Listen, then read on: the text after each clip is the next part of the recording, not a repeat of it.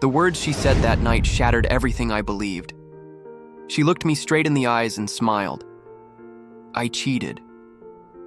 I couldn't even breathe. Then she added something even worse. I needed a real man. She packed her suitcase, walked out, and left me sitting alone in the apartment we had built together over 4 years. She thought she was walking toward a better life. She had no idea. She had just destroyed the only person who ever truly loved her. And 6 months later, she begged for one conversation. By then, it was far too late. My name is Adrian Mercer. I'm 31, software engineer, quiet, introverted, not exactly the guy who dominates every room. My girlfriend, Vanessa Cole, was the complete opposite. Confident, beautiful, outgoing. She could make friends anywhere. We met during college. Back then, she loved that I was calm. She used to tell everyone, I finally found someone stable. For years, life was simple. I worked. She worked in marketing. We rented a nice apartment in Seattle. We traveled, saved money, talked about marriage. I honestly believed she was my future. Then everything slowly changed. It started after Vanessa got promoted. Her company was filled with flashy executives, luxury dinners, networking events, expensive cars, private clubs.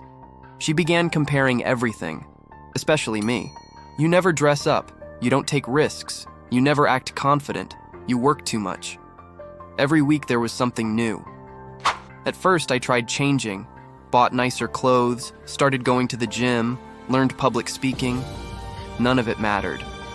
The goalposts kept moving.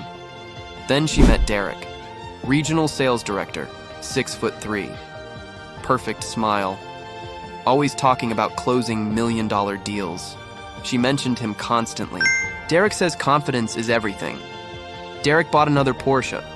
Derek's taking us to a rooftop party. Every sentence somehow included Derek. I trusted her. Why wouldn't I? We'd been together for 4 years. One Friday night, she asked if we could talk. Whenever someone says that, you already know. She sat across from me, completely emotionless. I've been seeing someone. Silence. I'm sorry. Then came the sentence I'll never forget.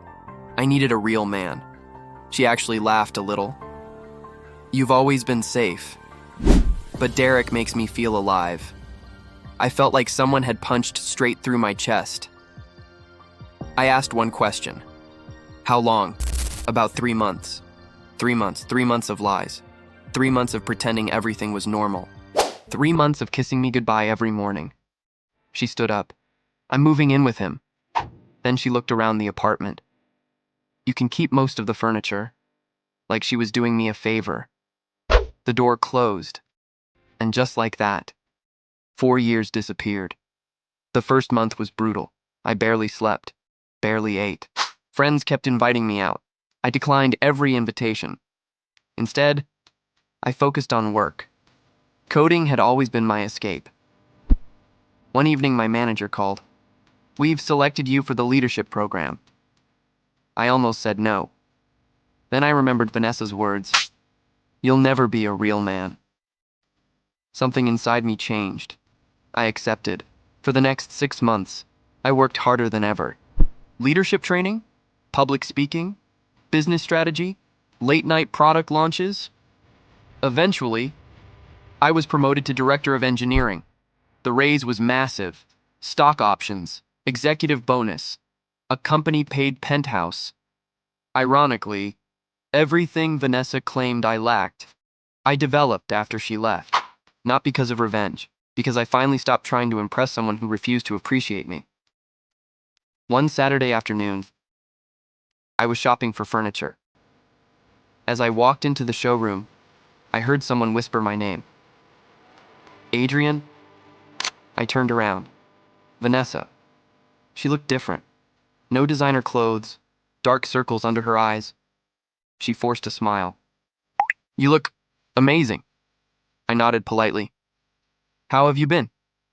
Her smile faded. Derek and I broke up. I wasn't surprised. She kept talking. He cheated on me. Interesting. The woman who cheated had been cheated on. Karma works quietly. She looked embarrassed. I didn't know he was seeing multiple women. I stayed silent. Then she finally asked, "Can we get coffee sometime?" "No," she blinked. "I just want to talk."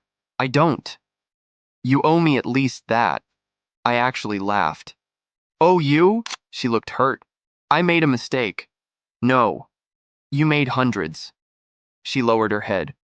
"I was immature," I answered calmly. "You didn't accidentally trip into another man's apartment for 3 months." She couldn't look at me. I was chasing excitement. And now, I miss peace. That sentence almost made me feel sorry for her. Almost. A week later, she sent a long email. She admitted everything.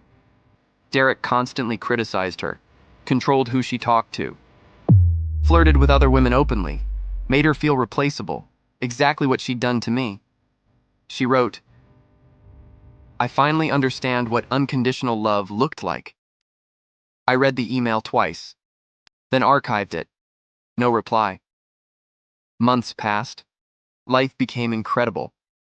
I loved my new career, bought my first home, started mentoring younger engineers. Most importantly, I was genuinely happy again. One evening, a mutual friend invited me to a wedding. I almost skipped it, then decided to go. During the reception, someone introduced me to Emily Harper, architect. Funny, kind, no games, no fake confidence. She asked about my work, actually listened, didn't compare me to anyone, didn't try to change me. For the first time in years, conversation felt effortless. We started dating, slowly, healthy, peacefully. Nearly a year later, Emily and I were walking through a downtown holiday market, holding hands, laughing over terrible hot chocolate. Then, I saw Vanessa. She saw us too. Her eyes immediately landed on Emily, then back to me. For several seconds, nobody spoke. "Finally?" She smiled sadly. "You look happy." "I am." Emily squeezed my hand. Vanessa noticed. She nodded. "I used to think excitement meant love." She looked down. I was wrong. I didn't argue, because life had already answered that question. She quietly said, "I'm sorry for everything." This time, I believed she meant it. I smiled politely. "I forgive you." She looked hopeful. Then I added, "But forgiveness doesn't rebuild trust." The hope disappeared. She whispered, "I understand." She walked away into the crowd, and that was the last time I ever saw her.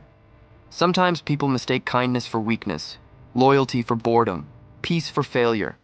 They chase louder people, bigger personalities, more excitement, only to discover character matters more than charisma. Confidence fades, looks fade, money comes and goes. But respect is priceless. Vanessa spent years searching for what she called a real man. The truth? She had one all along. She just realized it, after it was too late.